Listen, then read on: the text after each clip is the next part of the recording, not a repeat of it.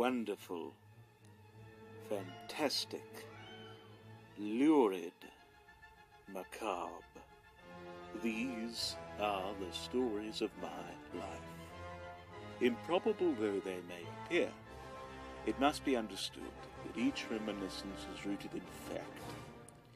Some of these tales will amaze you, some may shock you, some may even horrify you. The truth is stranger than fiction, so prepare a handsome repast and proceed with caution. Yes, good day to you all here on this very fine Friday morning. It'll probably be Friday evening by the time you see this, and it's pretty bloody bright over here. Let's try and there we go. But yes, it'll be most likely Friday evening when you see this, and as promised, I did say that I would bring back this whole series of A Snack and a Story with yours truly. And I had a couple of different ideas for possible stories to tell you. There's that list right there. You can probably see that. And the very first one is the one I'm going to tell today. So, I've got here as my meal, my breakfast, a bowl of one of my favourite cereals, Life. And I suppose I shall tell you about my first kiss. Not really my first kiss, but my first kiss. Okay. So, you go ahead and sit back and enjoy the story, I suppose. And I'll just eat this whilst I tell it. That's what we do here, I believe. It's been a while since I've done one of these, so we'll see how this goes.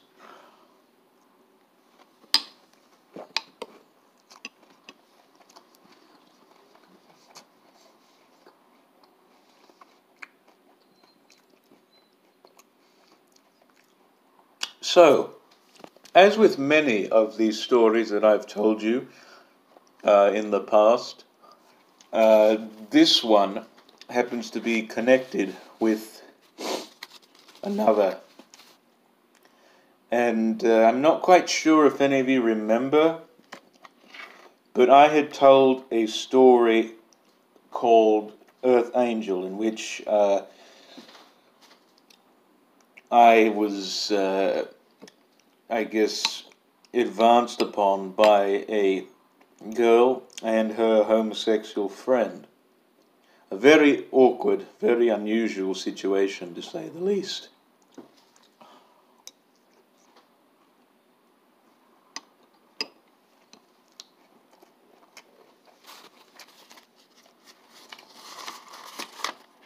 And that took place, I suppose, in year 11.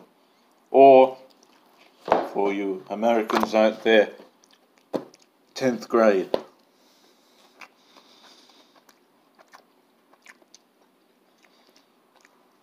And I had said that took place in physical education, or gym class, however you say, and that there was a specific circle of people with whom I had been engaged in routine conversation, typically before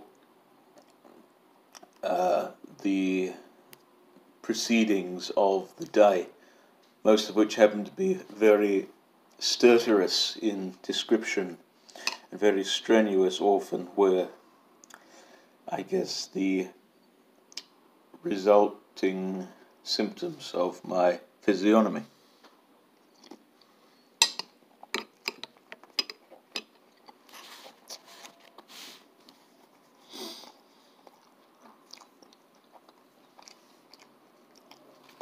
But this circle included, along with that girl and her friend, A couple of other girls. One was, oddly enough, named after an island in the Caribbean. I'm not going to say which one, but she was. And she wrote something very, very endearing to me in my yearbook. Almost lascivious, really. But that will be a story for another day. Another was a girl who, I sort of had an affinity for. Not too strong, obviously, but I don't know. There was something there. And then there were these two girls.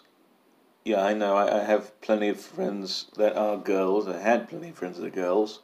Don't know really why that is, but there were two. One was, I suppose, a redhead. Well, like her hair was dyed red. I don't really know. It was more like how Scarlett Johansson looked in the Captain America movies. That's how her hair looked, I suppose you could say. And then there was this one. Now this is, I suppose, the one I'm going to be focusing on most. Who was a blonde and who, I don't know, just acted very strange around me and all that. I don't know, very odd individual indeed.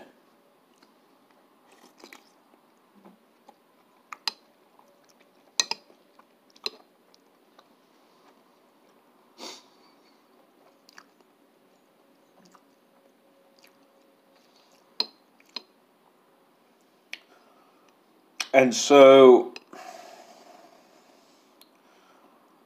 she also was not a sight to look at all either. She was actually very homely at the time, I must say.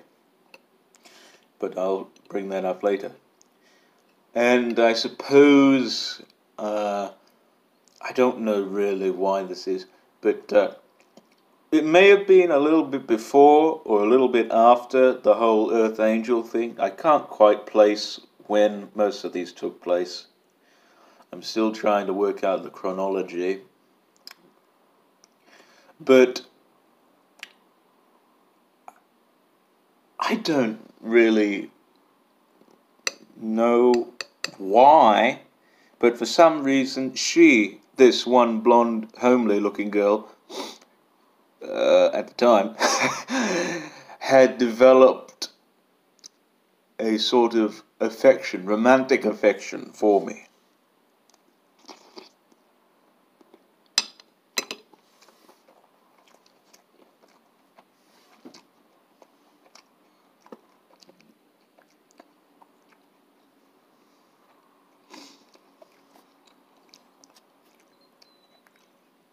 And,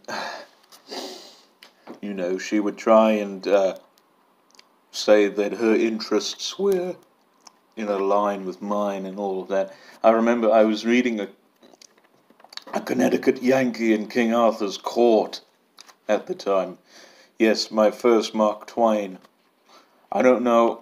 It's been a while since I've read it. I might reread it, do a review maybe. I'm not too sure. But she asked me if what I was reading. I told her I was reading Connecticut Yankee in King Arthur's Court, and she said, "Well, I've read that 3 times." I doubt that she did. But that's beside the point, I guess.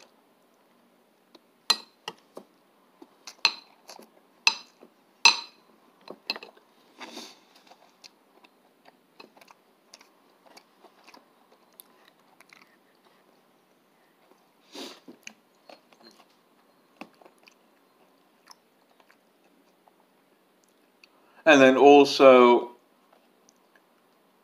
I guess, she, kept like telling me, how wonderful I was and all of that nonsense, and various other things that I will not go into, some of which were vaguely sexual. But I won't discuss them here because really I don't care to remember them. They weren't bad. They were stupid. Let's just say that, God, she had practiced one particular custom which was very concurrent among, I don't know, various opprobrious women at the time in media. I shall leave it at that.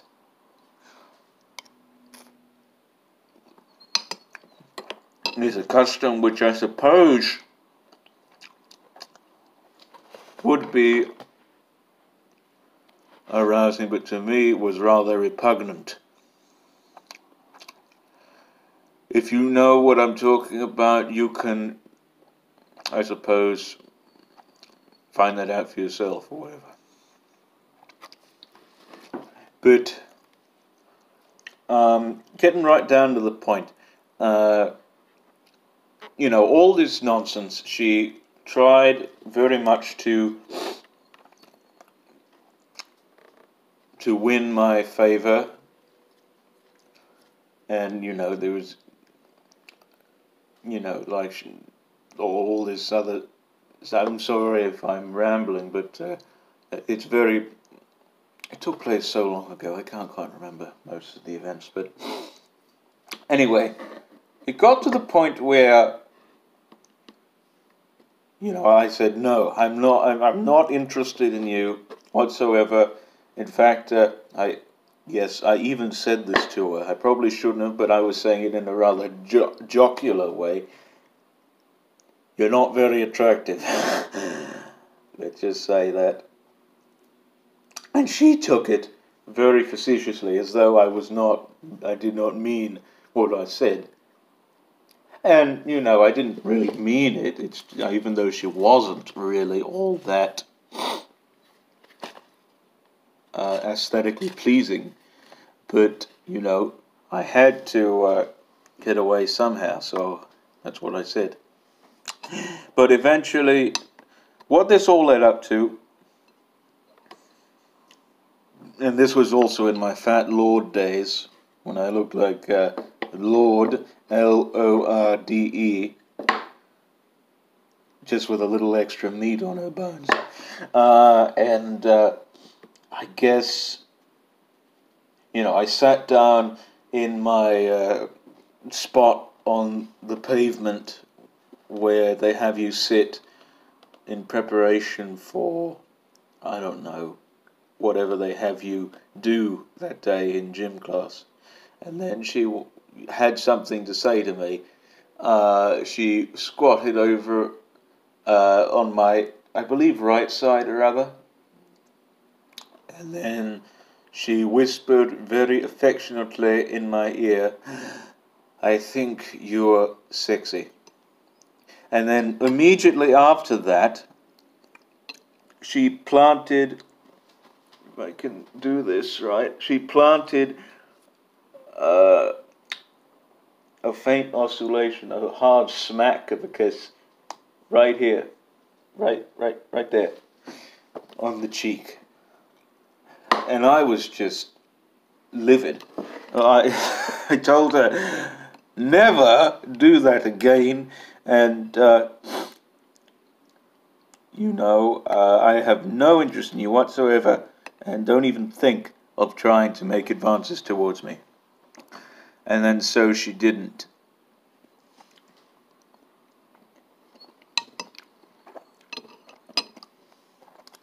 And then the years went by,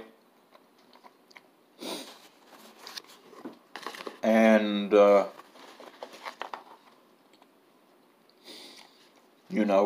I got moved around from class to class and all that. Just getting a pencil here. And I didn't end up seeing her for a few years. Until one day, I suppose, in my final year, I saw her with her friend or other. And let me tell you, she didn't look very homely at all. She actually looked, before she was, I suppose, a 5, then she would be like a 6.5.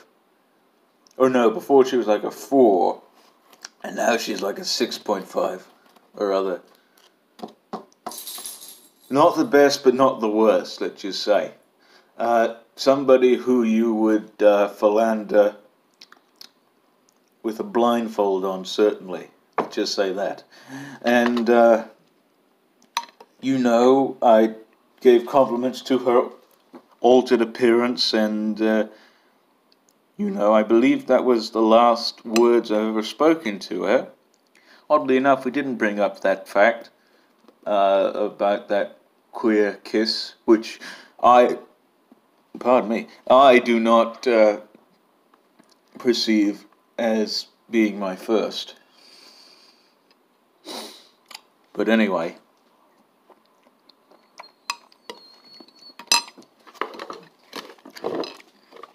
that is the story of my first, if I can get it, of my first kiss. And next week I shall be telling you about the story of my cousin and his Nintendo obsession, and how I tried to impress him by sort of taking on his attributes and such. So I hope you enjoyed this. I hope this has, I guess, lightened up your day or other. I'm not too sure. But expect another one here in the next week, and expect many more of these within the next few weeks, because I have plenty of stories. I thought I was plumb out of them a while back, but now I just realized I have so much more to tell. So I hope you enjoyed it. I'm going to go ahead and eat the rest of the cereal and probably shower. And yes, I suppose you all have a good day, and I'll see you later.